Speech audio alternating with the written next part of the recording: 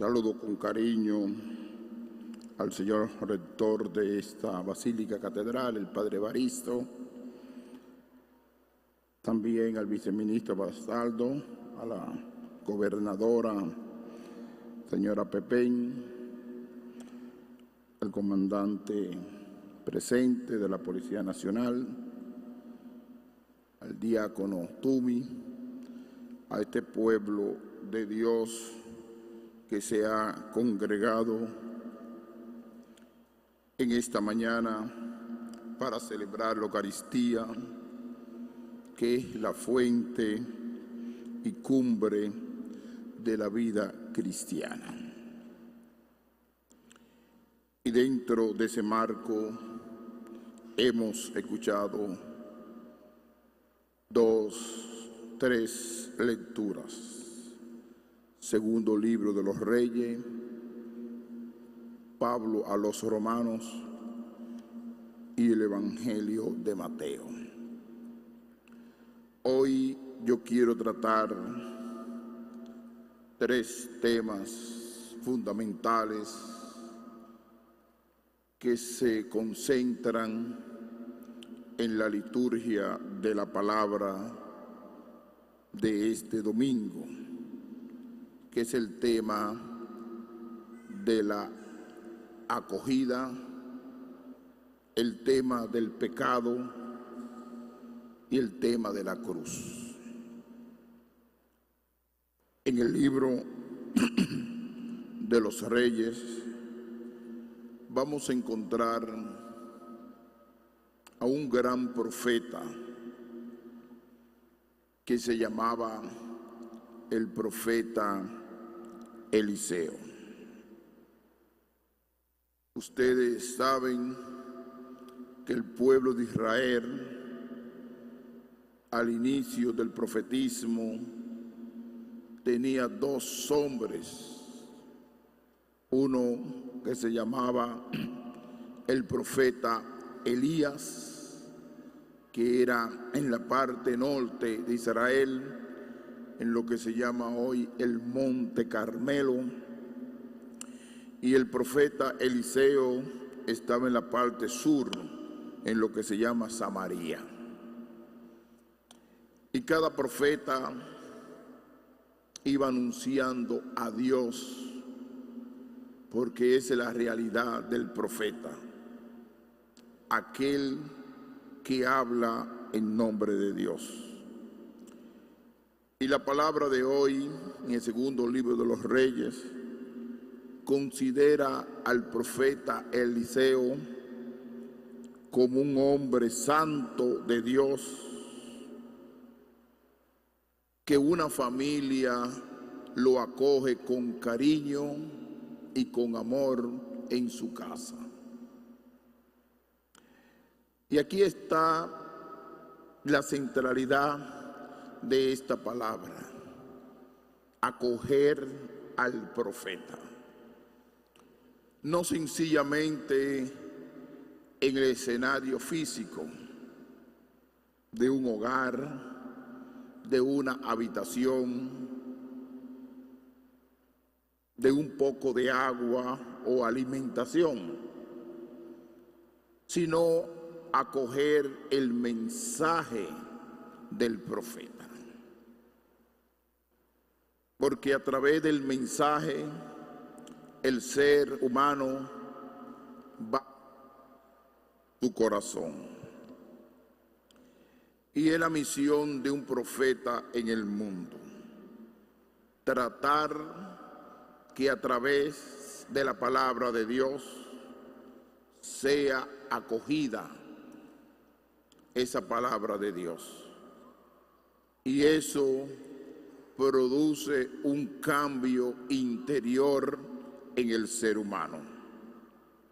Por eso, ¿qué dice al final el profeta Eliseo? El año próximo, por esta época, tú estarás abrazando un hijo, una familia que lo acogió,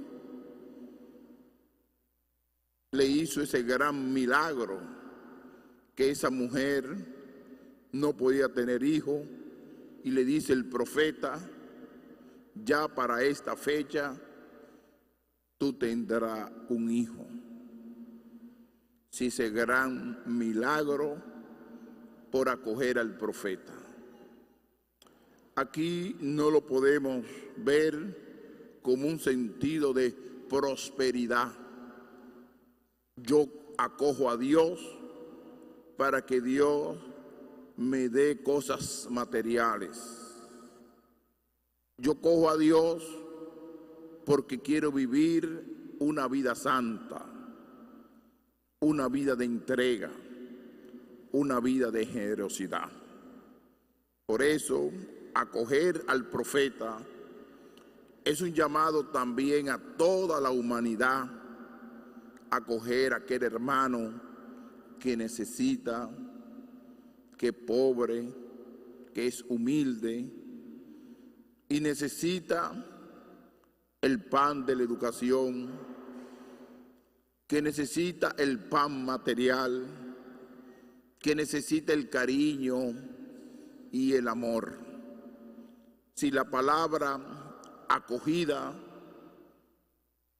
tiene muchos elementos que uno lo puede colocar en práctica, porque un corazón acogedor es un corazón de Dios. Porque si tenemos un corazón acogedor, nunca en nuestro interior, nunca de nuestros labios brotará odio, ni rencor, ni rabia, ni nada malo. Aunque sea una persona no creyente, y más cuando es creyente y cuando es profeta y cuando es sacerdote o cuando es pastor o pastora, debe ser persona que su palabra sea dulce, sea misericordiosa y siempre vaya proyectando energía positiva, vaya proyectando el perfume de Dios a la humanidad. Pero si de mi corazón sale rabia, alteración, odio de la situación que sea, yo estoy excluyendo de mi corazón a muchas personas. Por eso, ¿cuál debe ser la actitud del profeta? Amar, nunca odiar. En el marco religioso, nunca rechazar a los demás, aunque esa persona viva un estilo de vida. Yo le pongo un ejemplo. Nunca hablaré mal de Martín Lutero, que en el siglo XVI produjo un gran cisma en la iglesia. Él tiene su idea, su criterio, que en muchas cosas no estoy de acuerdo, pero esa es su idea. Y eso es lo que él alimenta a los fieles en su doctrina, a sus fieles. Y yo tengo que respetarlo y nunca hablaré mal. Yo puedo aclarar doctrinalmente a los fieles que me pertenecen con amor, con misericordia y con un lenguaje de altura, porque el profeta no puede tener un lenguaje de patio o un lenguaje de un concepto bajo, sino el profeta usa un lenguaje con un corazón grande, que se le vea que es una mujer y un hombre de Dios. Eso es lo que un profeta, que es un hombre de Dios, como en el caso de Eliseo en el libro de los Reyes. La carta del apóstol San Pablo a los romanos nos habla de la realidad de la muerte.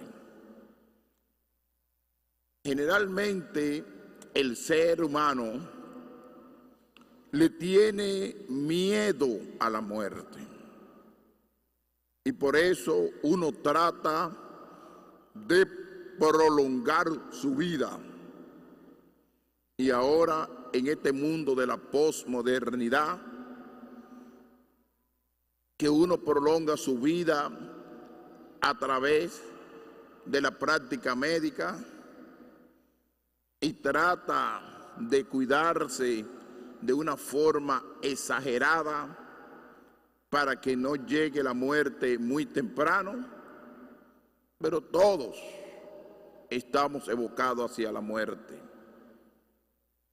Pero el concepto de muerte es una muerte biológica, es una muerte del cuerpo. Pero hoy Jesucristo dice claramente que los cristianos nunca vamos a morir. Y lo dice al final, porque quien ha muerto al pecado de una vez para siempre. Ese es el concepto que nosotros tenemos de la muerte. La muerte al pecado. Y aquí uno puede enumerar muchas realidades pecaminosas. El conflicto mundial, tanta gente que muere por asunto ideológico, por poder, muerte a nivel pasional, muerte a través del vicio, porque el vicio produce mucha muerte. ¿Cuántas personas mueren a través de la bebida alcohólica? Miles. Y nunca le pegamos la culpa a aquellos que fabrican el ron o el whisky. Ellos lo pasan bien y tienen mucho dinero a través de eso. Aquellos que se dedican a la fábrica del cigarrillo, que produce miles de muertos en el mundo, viven campantes, inclusive hasta con buenas fundaciones, ayudando al necesitado. Pero todas las realidades también producen muerte. Y son pecaminosas, porque el vicio es algo pecaminoso. Aquel que muere de fumarse constantemente cigarrillo y muere de eso, es algo personal. Él asumió fumar su cigarrillo, pero eso le produjo una enfermedad. Aquel que vivió toda su vida tomando alcohol, le daña el hígado. Entonces, eso produce muerte. Y son realidades de muerte. Aquellos que van invadiendo al mundo entero a través del consumo y de la venta de la droga, eso produce muerte. Y eso es producto de la realidad pecaminosa del hombre por el afán de tener dinero. Colocan las realidades de los vicios encima de la persona humana. Y la persona es lo más noble y lo más puro. Y eso que habla hoy Jesucristo, de la realidad pecaminosa, que eso es lo que produce la muerte y la verdadera muerte. Porque aquel que produce el pecado a través de un medio también es protagonista de la realidad pecaminosa. Por ejemplo, aquel que se hace vicioso a través del alcohol, y eso produce un pecado, también los productores que producen ese producto participan de la realidad pecaminosa. Es decir, aunque sean celestiales y vengan al templo y adoren a Dios, usted parte de la dinámica de la destrucción de muchos seres humanos. Aquellos que utilizan forma farmacéutica para disfrute de la vida y pasarlo placenteramente, y eso a través del tiempo produce daño, también usted parte de la realidad pecaminosa de este mundo y que destruyen al ser humano.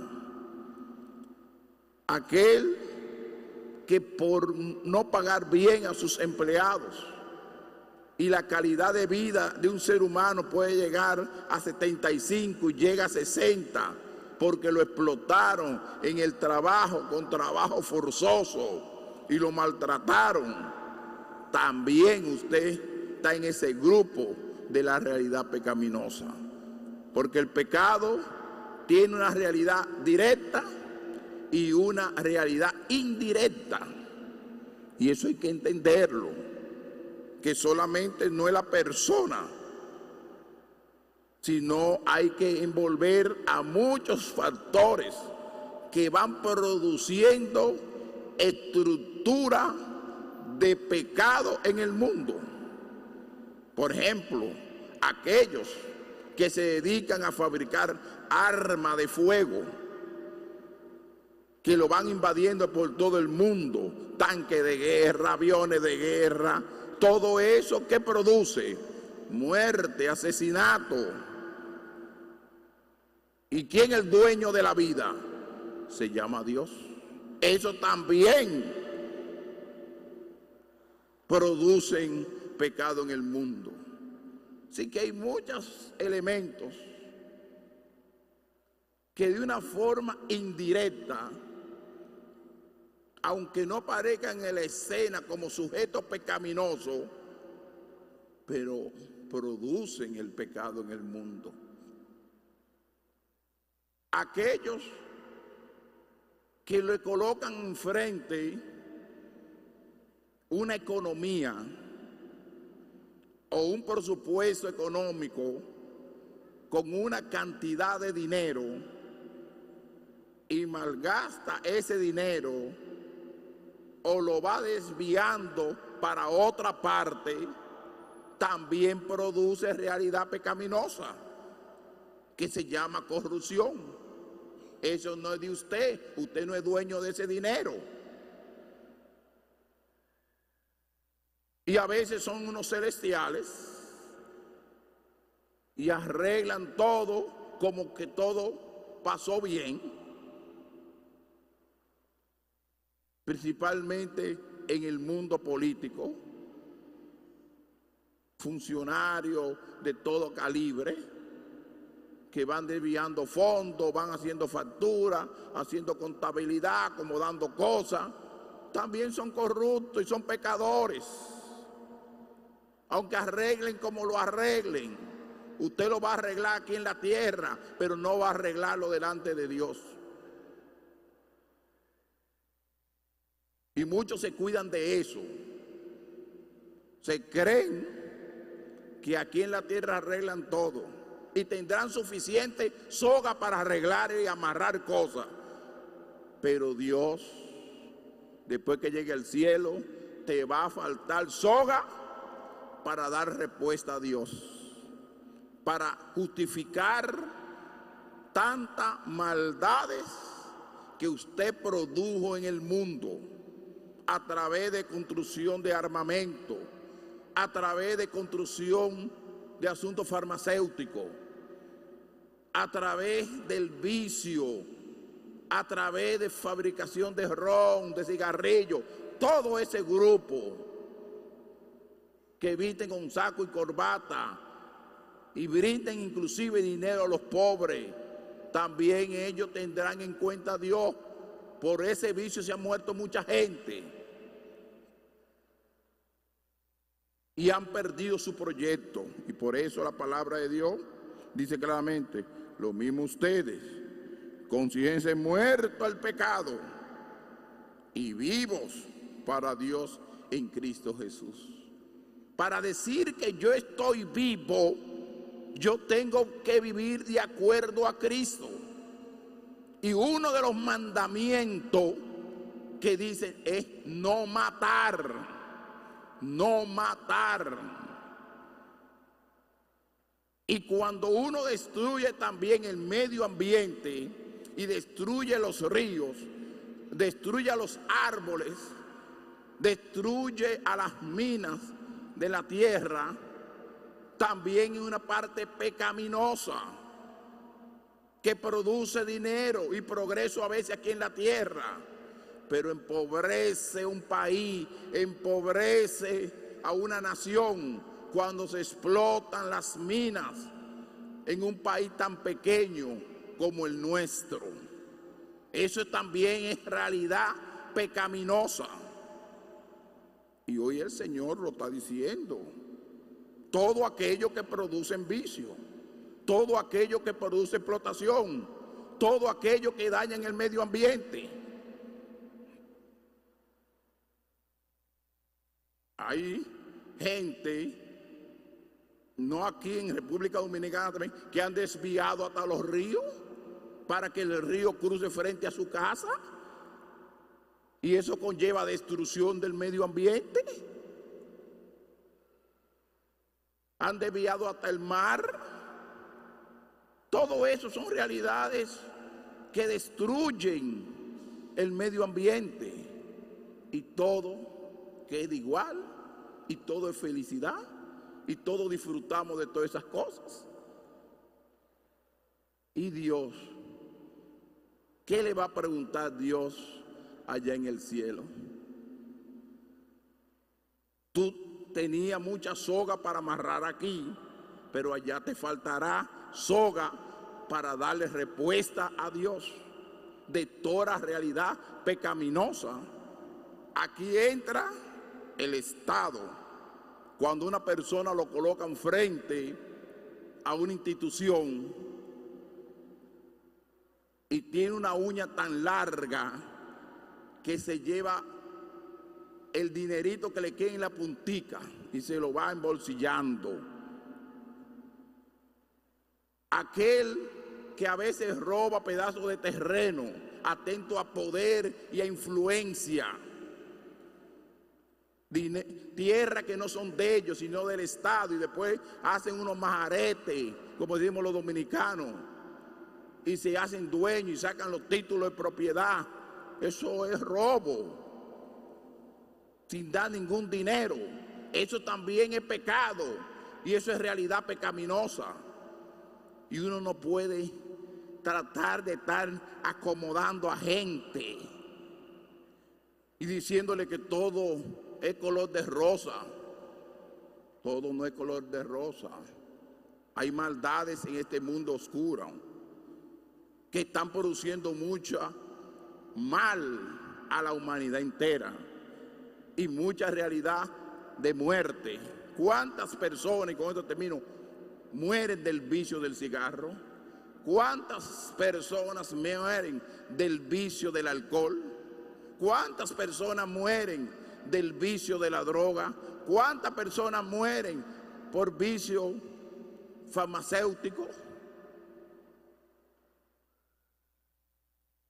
hombres a veces adultos de 80 años que quieren tener energía sexual y se toman un frasco para sentirse fuerte, pan, y el corazón lo mata. Hermano, usted esté tranquilo, ya usted tiene 80, 90. Aguante el sentimiento, dedícase a observar la naturaleza, no fuerce la naturaleza. Todo eso es realidad pecaminosa. El evangelio de hoy, de Mateo, nos habla de la cruz. Y dice el maestro: el que quiere a su padre y a su madre más que a mí, no es digno de mí. Aclaro esto. Hay concepto antropológico y visión terminal. Explico esas dos palabras. En primer lugar, encima de la familia, encima de los hijos, encima de propiedades, de bienes, tenemos que colocar a Dios en primer lugar. Eso es lo que está diciendo la palabra. No es que tiene que rechazarse la familia. Nunca Dios va a decir que se rechace la familia, porque fue un patrimonio que Dios creó, hombre y mujer lo creó para multiplicarse. Eso está en la Biblia. Pero colocar ese factor primero que Dios, Dios es primero en todo. Y eso es lo que quiere decir. Dios está primero que tu mamá, que tu papá. Porque Dios creó a tu mamá y a tu papá y te creó a ti. Y por eso nosotros tenemos que amar a Dios sobre todas las cosas. Tenemos que amar a Dios en primer lugar y después al prójimo. Y después al prójimo. No al prójimo primero y después a Dios. A Dios primero y después al prójimo. Eso lo tenemos que tener muy claro.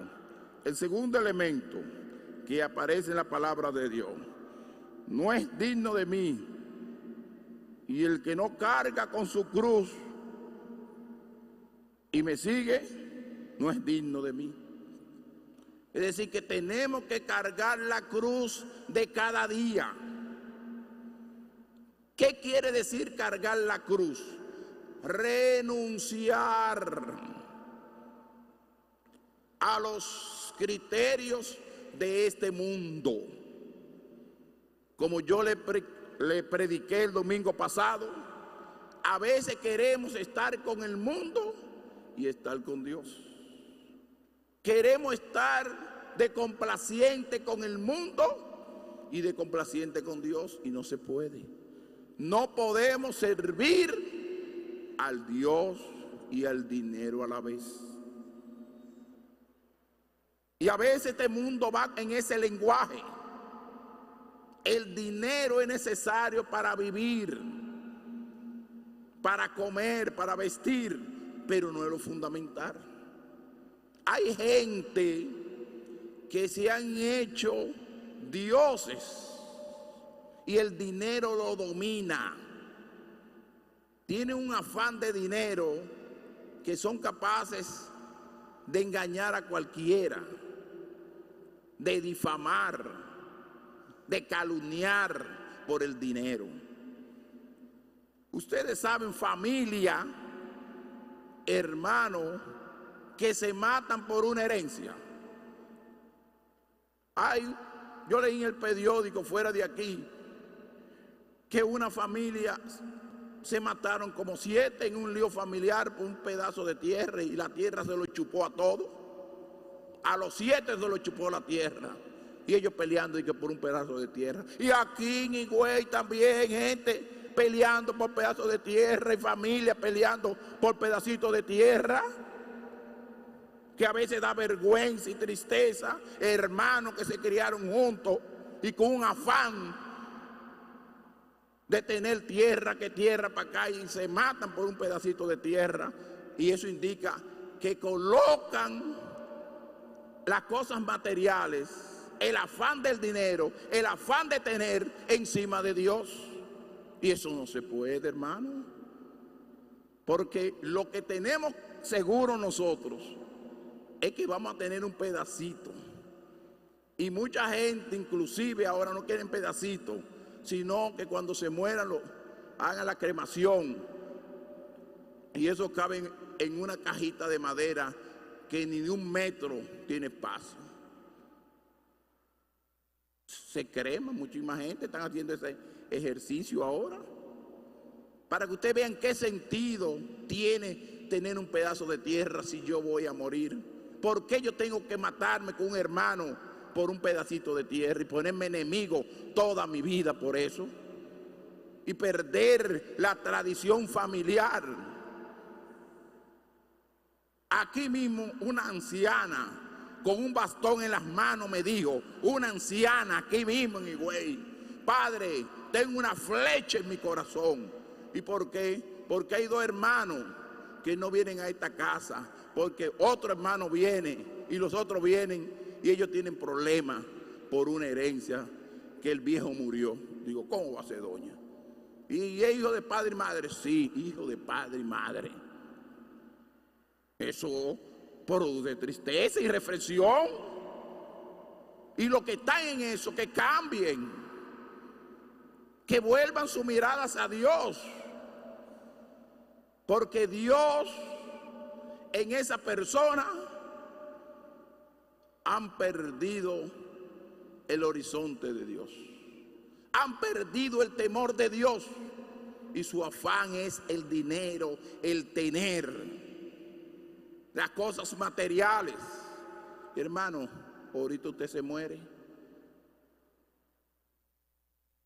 Si Dios no quiere, te da algo en el corazón, o te da una parálisis y todo queda en la tierra. Y lo que no, ¿sabe lo que queda? El amor, el trabajo generoso, la honestidad, como yo voy actuando en la vida. Por eso aquí se pelea mucho por tierra, por pedacitos, y la familia, y muchas familias están divididas. Que se dejen de eso, que dejen atrás las cosas materiales y se centren en Dios, o hagan obra de caridad, practiquen el bien, porque eso es lo que queda. Lo demás son cosas secundarias, para que ustedes sepan.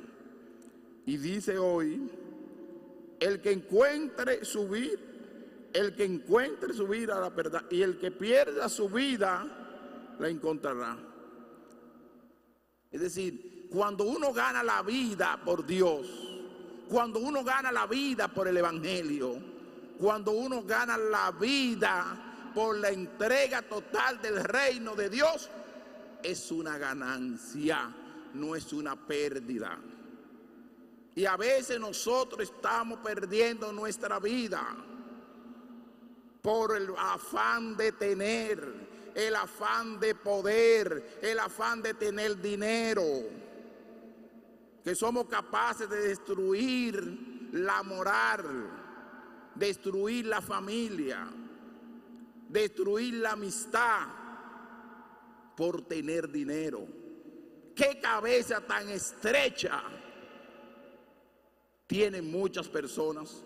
Porque no se puede calificar de otra manera. Cabeza estrecha, pensamiento estrecho, corazón estrecho, interioridad estrecha, porque no piensan más allá de las cosas materiales, y todo eso queda.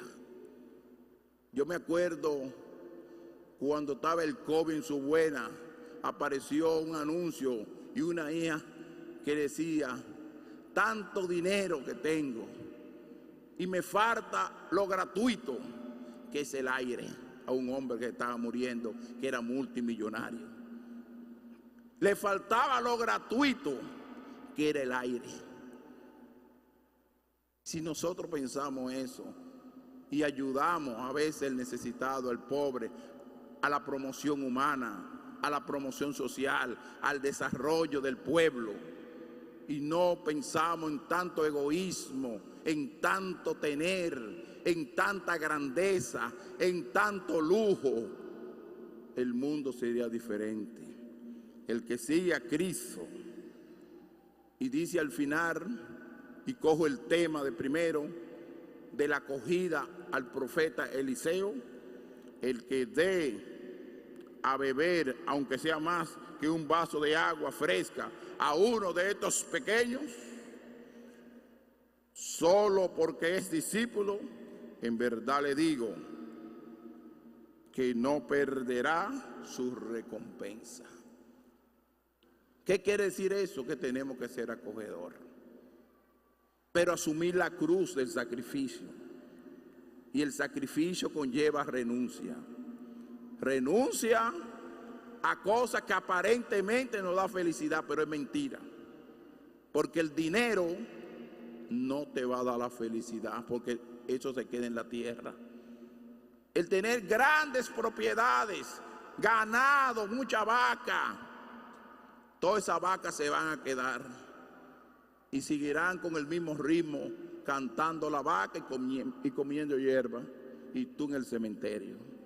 Busquen de Dios, que Dios fortalece nuestra interioridad y nuestro interior. Que así sea.